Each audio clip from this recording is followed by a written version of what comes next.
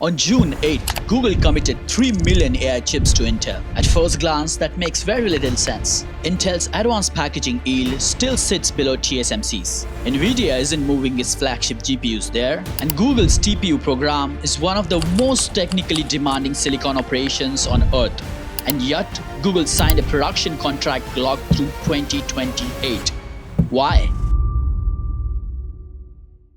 The financial coverage got the conclusion right, and the reason completely wrong. The real reason is buried in a single line of the supply chain research note that almost nobody read. That tells you something about AI infrastructure that no outlet has reported correctly since June 8. To understand the decision Google made, you need to understand the wall it hit 12 months ago. TSMC has been expanding CoWoS capacity at roughly 80% compound annual growth, from 35,000 wafers per month in late 2024 to projected 130,000 by the end of 2026. Nearly 4 times the capacity in 2 years. On paper, the solution was pretty simple. Wait for TSMC to expand. But that solution collapsed the moment anyone looked at the allocation numbers. Nvidia locked an estimated 60 to 70% of CoWoS output for 2025 and 2026. Not through negotiation, but by committing earliest, paying highest, and anchoring an entire packaging line years before AI infrastructure boom.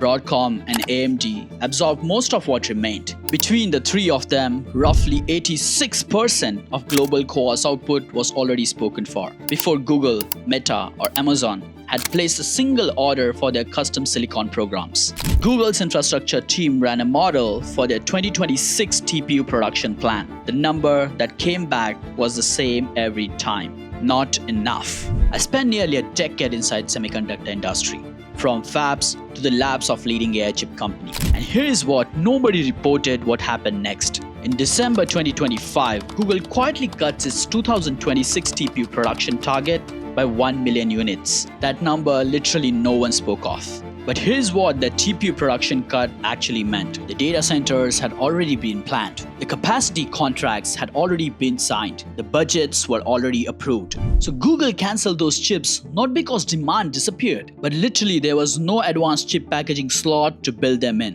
And that is the exact moment Intel became the only serious option. But the most strange part is that Intel had their own problems. At this point, the story looks simple. Google couldn't get CoWoS. Intel had spare capacity, so problem solved. But in reality, it wasn't. Because the packaging capacity was the only big issue, Nvidia would be making the same move, isn't it? But Nvidia still chose TSMC. Why? When I first looked into this deal, my assumption was simple. Google couldn't get CoWoS, so it settled for the next best option. But the more I looked at the architecture, the less the explanation held up. Because the answer isn't that Google is settled. It's that Google's chip was uniquely suited for packaging technology that nobody else at this scale could fully use. And that distinction is buried in how TPU is designed. At this level, the financial coverage can never reach. CoWoS places full silicon interposer beneath every die in the package. One foundation, routing every compute die to every memory stack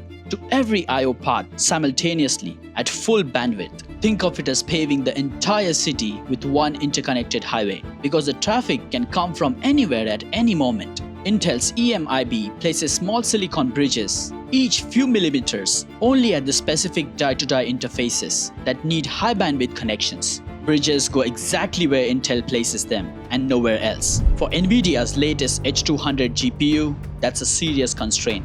A GPU is a general-purpose graphical processing unit. Every nanosecond, software decides which memory stack is accessed, which routing path carries the signal, patterns that change with every model and every workload. The traffic map does not exist when the chip leaves the fab. Google's TPU is an ASIC, application-specific integrated circuit. So before the chip is manufactured, Google's architects define every data flow path.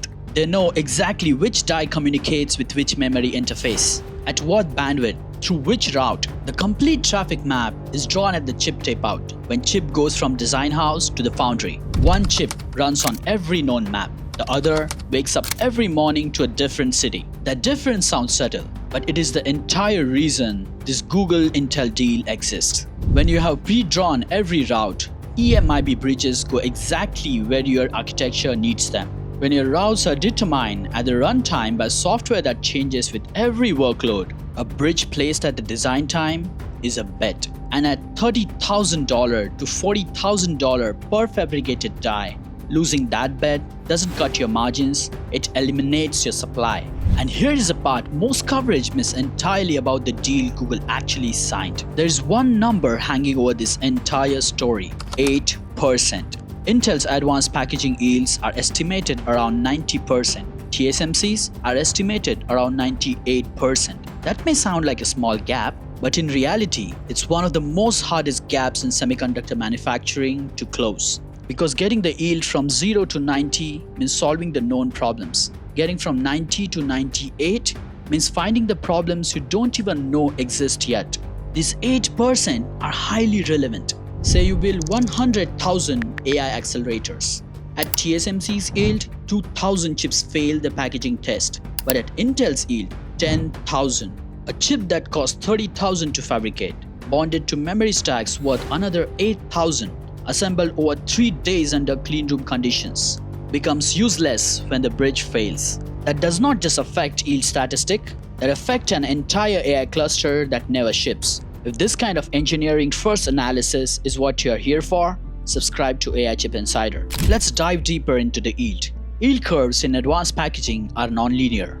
By 90%, a line has already eliminated every dominant failure mode: the contamination events, the thermal mismatches, the alignment errors that repeat predictably and can be found and fixed systematically. What lives between 90 and 98% are the failures that occur beyond standard process monitoring. You find them by waiting for a field failure, working backward to the root cause, running another qualification lot. That yield gap is real. What makes Google's economics work anyway is something most coverage never reached.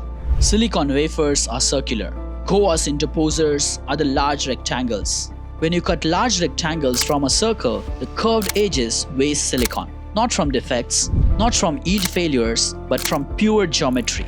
Based on Intel's published packaging data, CoWoS substrate utilization sits at roughly 60%. That means 40% of every expensive wafer lost to the shape of the tile. EMIB bridges tile across the wafer are like mosaic pieces, almost to the very edge. So utilization sits at roughly 90%. So TSMC built the best package, but Intel built the package that Google could actually get. And at 3 million units, the one whose economics run on a fundamentally different curve. 10 years ago, packaging was where the chips went after they were finished. Today, packaging is deciding whether those chips exist in first place. Every product you use, the assistant in your phone, the model your company deploys, the infrastructure decisions are being made in your industry right now. Depends on the packaging step being available. Google just found out what happens when the world's most important supply chain runs out of room. Whether Intel closes that yield gap before Google's 2028 contract expires, I cannot tell you, and as of June 2026, nobody knows. But it's sure that Google has decided it couldn't afford to wait for the answer. Intel doesn't need to beat TSMC everywhere. It only needs to win where everyone else is still waiting in the line. I make these videos because I see there's a real gap between what happens inside the industry and what people talk about. If this gave you any value, then please subscribe. Thank you.